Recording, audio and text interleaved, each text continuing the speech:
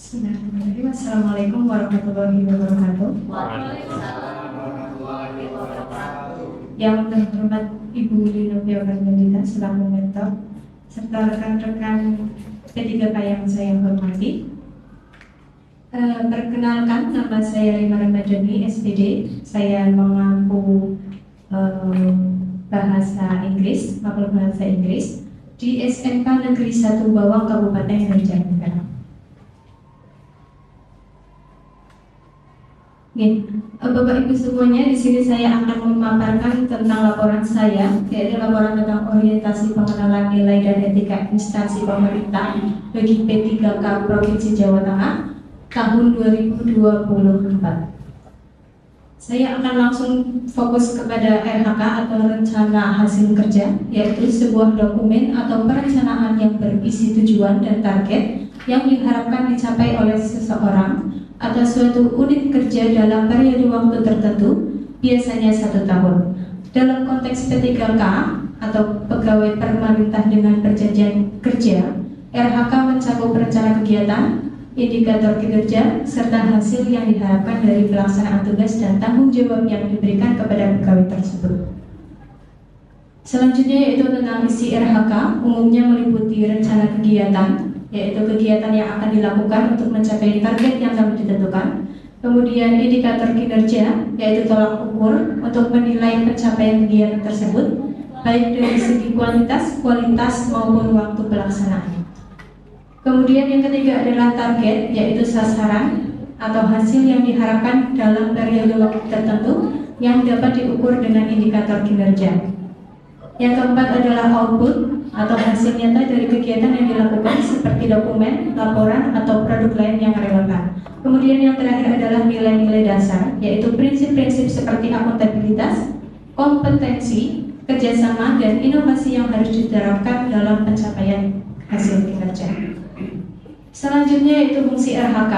Fungsi RHK yaitu sebagai alat perencanaan dan evaluasi yang memastikan bahwa pegawai menjalankan tugas sesuai dengan tujuan organisasi dan berkontribusi pada pencapaian visi dan misi instansi. Selanjutnya, saya menyusun RHK, dan RHK yang saya susun terintervensi dari hasil kerja atasan saya, yang saya ambil ada 4, yaitu 1, terkelolanya pelaksanaan pembelajaran yang berfokus pada implementasi kurikulum operasional satuan pendidikan KOSP yang sekarang biasa disebut dengan KSP. Lalu terkelolanya kegiatan pengembangan kompetensi guru dan tenaga kependidikan. Yang ketiga adalah terlaksananya peningkatan kualitas praktik pembelajaran guru. Dan yang terakhir adalah tersusunnya perencanaan suatu pendidikan yang berorientasi pada peningkatan pembelajaran. Kemudian untuk rancangan hasil kerja yang saya buat, yang pertama adalah terlaksananya pembelajaran melalui perencanaan dan perangkat penilaian atau asesmen yang mengacu pada kurikulum operasional satuan pendidikan. Untuk aspek kuantitasnya, untuk aspek ada kualitas serta waktu. Untuk kinerja individunya, kualitasnya adalah jumlah dokumen perangkat pembelajaran, targetnya adalah 1 perangkat pembelajaran.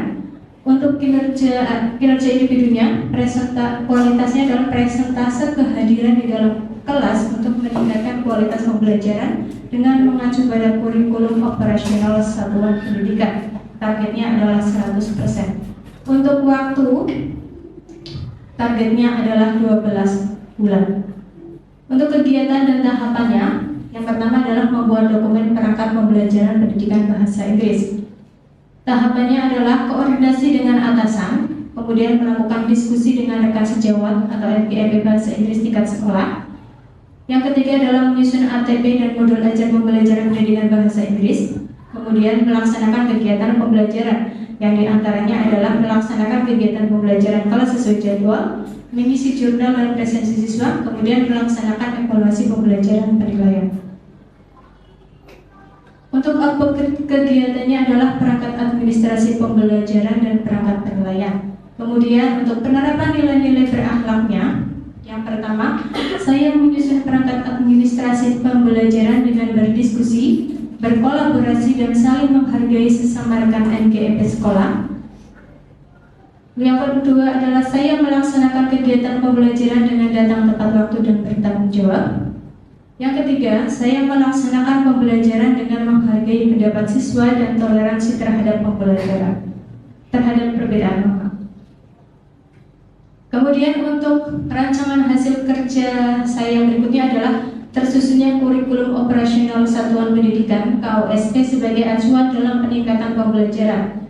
Untuk aspek kuantitas, kinerja individunya adalah jumlah dokumen perangkat pembelajaran, targetnya adalah 2 perangkat pembelajaran.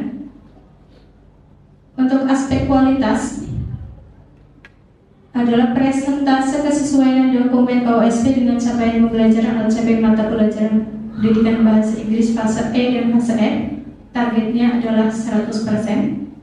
Kemudian untuk aspek waktunya, kinerja individu yang diharapkan adalah kurun waktu penyusunan dokumen KOSP dengan target waktu 12 bulan.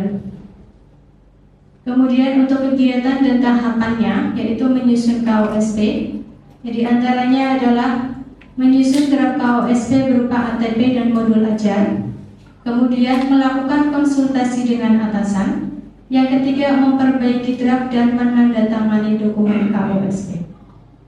Untuk output kegiatannya yang diharapkan adalah dokumen KOSP. Kemudian untuk penerapan nilai-nilai berakhlaknya, yaitu yang pertama, saya menyusun dokumen KOSP sesuai dengan kebutuhan peserta didik dengan kualitas terbaik dan saya menghargai masukan dari atasan. Kemudian saya melaksanakan kegiatan pembelajaran sesuai dokumen KOSP yang telah disusun. Kemudian yang terakhir, saya mengevaluasi kembali dokumen KOSP yang sesuai dengan kebutuhan siswa. Seperti itu pemaparan dari saya. Apabila ada pertanyaan dari rekan-rekan, saya persilakan. Silakan.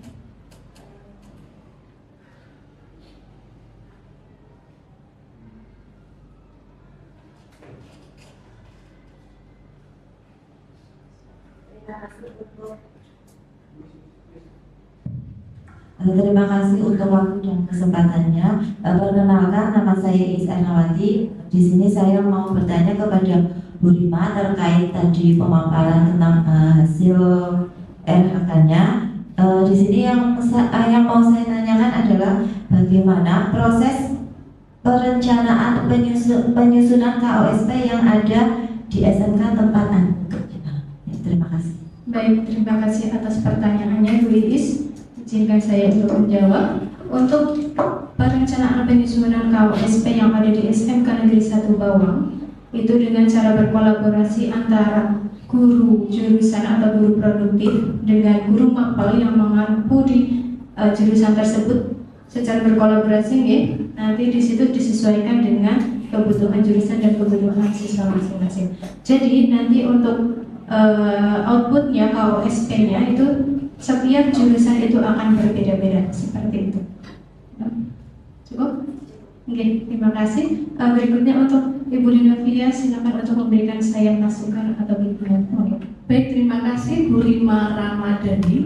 Tadi mengaku mapel bahasa Inggris. Baik, saya akan melihat tadi dari pemaparan, saya akan memberikan penguatan pada RHK nomor 3 kaitannya dengan meningkatnya praktik aktivasi kognitif yang berbasis pada aktivasi interaktif. Jadi di sini Bapak Ibu melaksanakan kegiatan terkait dengan observasi pembelajaran. Nah, ini yang perlu dipahami oleh Bapak Ibu. Jadi dari kegiatan observasi pembelajaran ini nanti kan Bapak Ibu akan didampingi ya oleh para supervisor, dalam hal ini bisa kepala sekolah atau yang Bapak Ibu yang ditugaskan oleh kepala sekolah.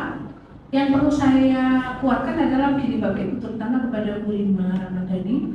Jadi pada kegiatan pasca observasi ini memang kadang-kadang kita terlupa kalau tidak segera dilaksanakan. Jadi setelah Bapak Ibu di kelas pada saat melaksanakan praktek pembelajaran, Kemudian supervisor akan melakukan yang namanya kegiatan pasca observasi. Nah ini yang pertama, diharapkan itu ada kegiatan refleksi, ini penting. Jadi itu bahasanya nanti bagaimana Bu Rima nanti akan melihat kekurangan atau kelebihan dalam kegiatan pembelajaran yang sudah dilakukan. Kemudian nanti ada umpan balik oleh supervisor tentunya dengan teknik coaching, karena ini penting. Jadi tidak ada satu hal istilahnya semacam kayak menyalahkan dan sebagainya, tidak, tapi dengan praktek dengan coaching itu kan jauh lebih menyenangkan. Kemudian dari hasil observasi itu nanti ada rencana tindak lanjut. Ini penting. Jadi dari rencana tindak lanjut ini nanti akan terlihat seperti apa yang akan dilaksanakan Bu Rima untuk kegiatan selanjutnya. Demikian Bu Rima, sukses senantiasa. Terima kasih. Terima kasih Bu Lidotia atas masukan, saran dan bimbingannya. Sekian rekan-rekan semua. Mohon maaf apabila banyak kesalahan. Bila taufiq wal hidayah. Assalamualaikum warahmatullahi wabarakatuh.